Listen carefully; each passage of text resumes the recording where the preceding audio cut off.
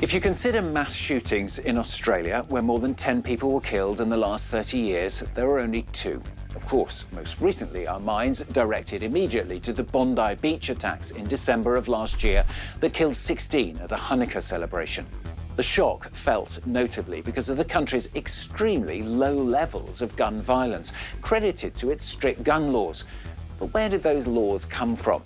Well, this year, Australia is commemorating the Port Arthur massacre on the island of Tasmania that changed the country 30 years ago after the deadliest mass shooting in its history. 35 people were killed as a gunman armed with semi-automatic rifles and handguns opened fire on tourists visiting the former convict settlement. It led to sweeping reforms, including a national gun buyback system that saw 600,000 firearms handed in. The images symbolising a country choosing collective safety. Well, now gun ownership once again under scrutiny as significant reforms are being considered. Mairead Dundas revisits the Port Arthur massacre for France 24.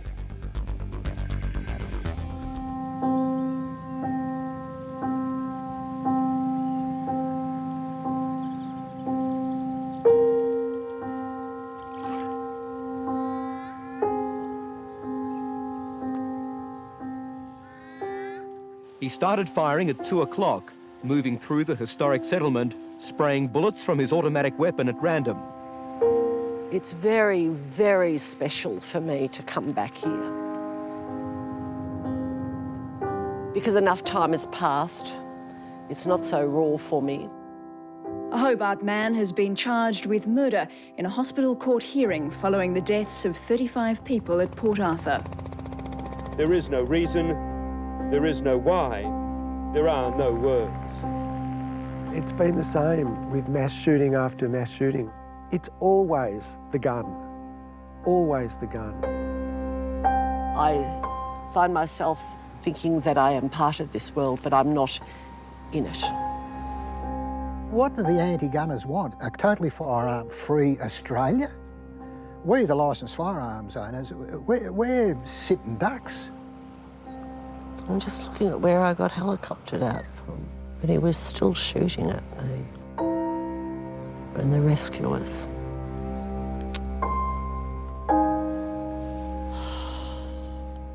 My life stopped on that day.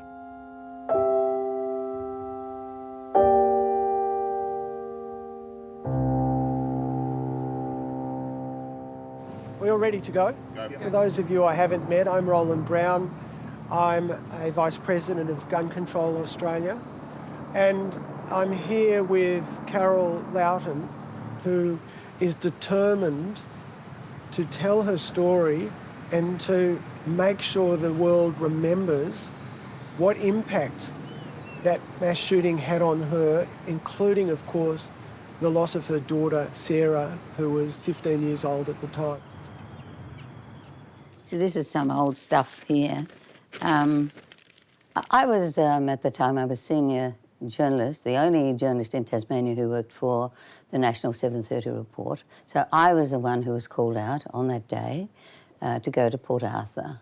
Now, visitors around this area heard shots coming from the cafeteria, but instead of running away from it, some actually ran towards it, possibly believing they were going to see some reenactment of the grim history of this site. We had no idea that there was going to be such a catastrophe, such a slaughter. Of all places, Port Arthur, Tasmania, unthinkable.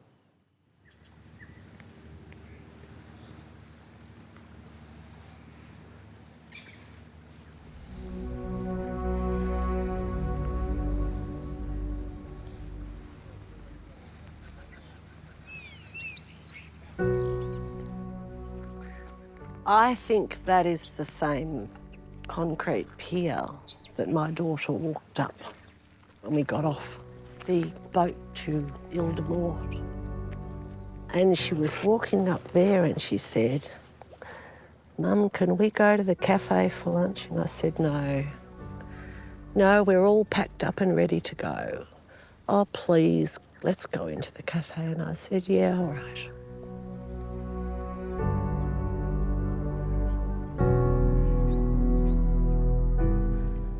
28th of April 1996. memorial. I wonder if it says anywhere how many people died.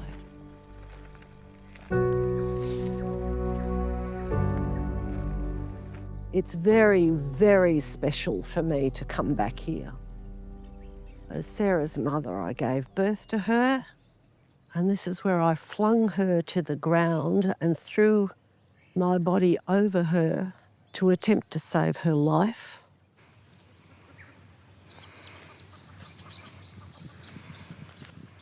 I know I'm going to have to take time to digest it. And I think you're hearing that I'm now losing my words because it's stressful. But I'm really pleased I'm here. The Prime Minister at the time was John Howard, and one of the finest things he ever did was to immediately create an amnesty on guns and for people to hand them in and to be compensated for it financially. I will not retreat an inch from the national responsibilities I have in relation to this whole issue, not an inch. It had a positive effect, that amnesty. It certainly did. There was no gun tragedies for a long, long time. Good evening from Bondi Beach, the world's most iconic stretch of sand, tonight eerily empty. We are following another deadly mass shooting, this one in Australia, where police say 2 gunmen opened fire and killing at least 11 people. Guns are quite unusual in Australia. It has one of the lowest gun death rates of any developed country, and that is part of the reason that this is just so shocking. The fact is, this shooter at Bondi did not use a semi-automatic rifle because they were banned in 1996. He used the next weapon that was legally available to him, a rapid-fire, high-powered rifle. The gun lobby has opposed every reform to gun laws since I have been involved in gun control advocacy in over 40 years, since 1987. In 1988, Tasmania was the only state to reject plans to ban semi-automatic weapons. That led to this chilling prediction on a current affair last year. We're going to see a mass shooting in Tasmania of the likes that we've seen in Sydney, Melbourne and other states in Australia. Well, it's frustrating, it's disappointing, it's distressing. It's all of those things. We should tighten up our gun laws once and for all, but sadly, doesn't seem like that's going to happen. It's going to be incremental.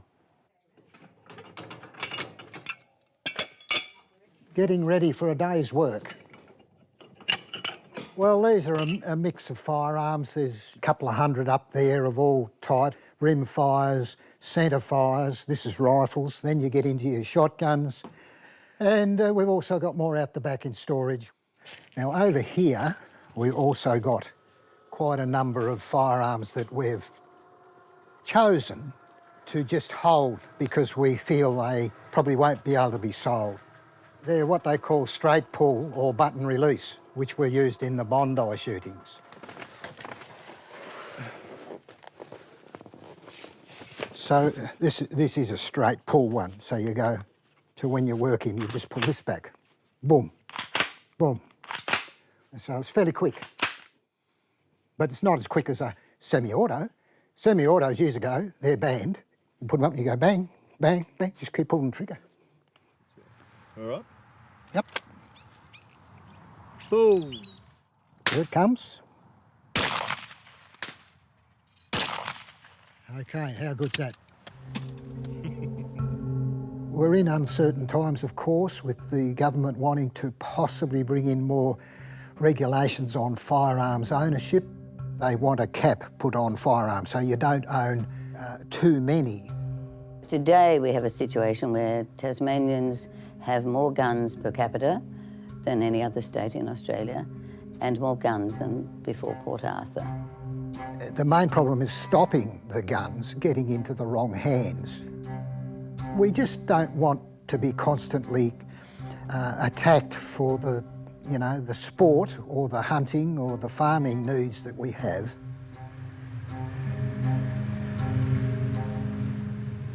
We're in the Northern Midlands on a private property.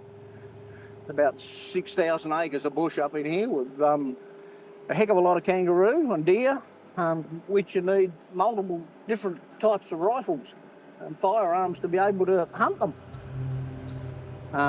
I've got a rifle for deer hunting, got 223 for kangaroos, 22 for possums and cockatoos, 12 gauge at home if you go wallaby shooting. I've had people say, oh, why do you need so many? Well, one firearm doesn't do it all. What a bummer. Bit of fog about's making life not real good.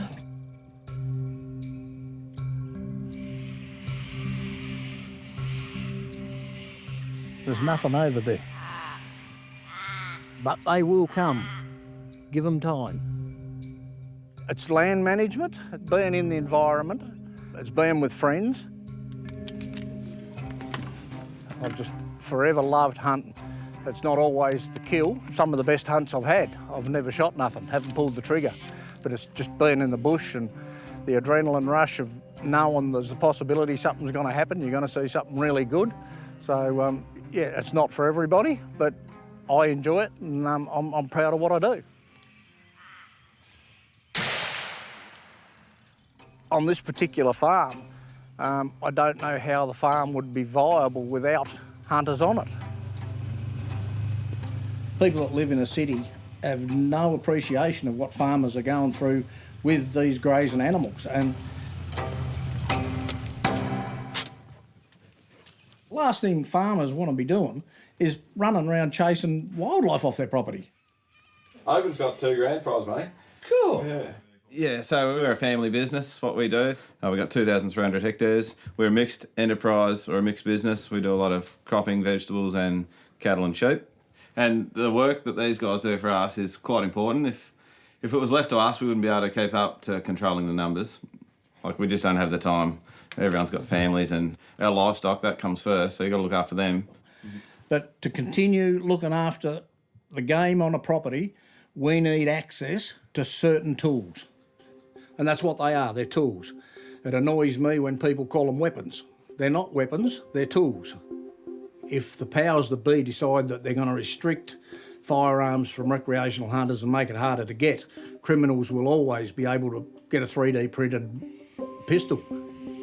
It's not that hard to make something that goes bang.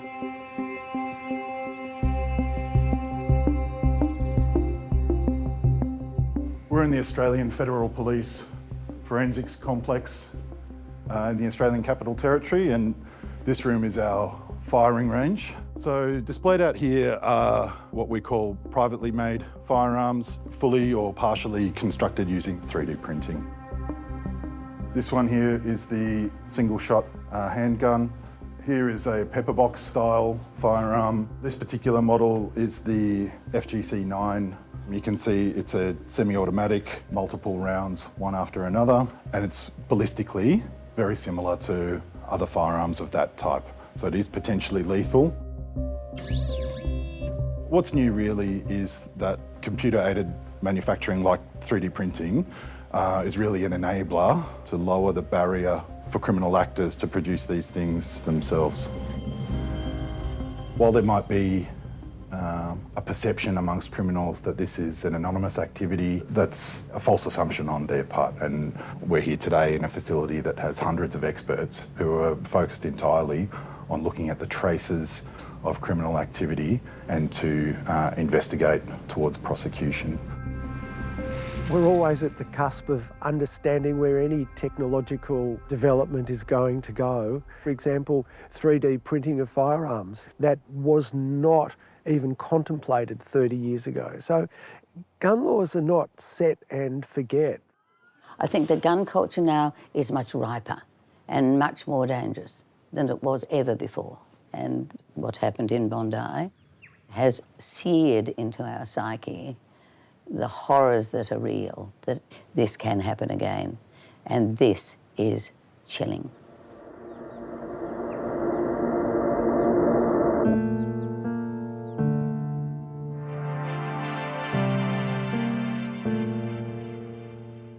Most people don't know what it's like. They have never met, thank goodness, someone that's been affected by guns. My life has just been cut short, and my life has been so severely affected, and my daughter should be alive. These people should be alive.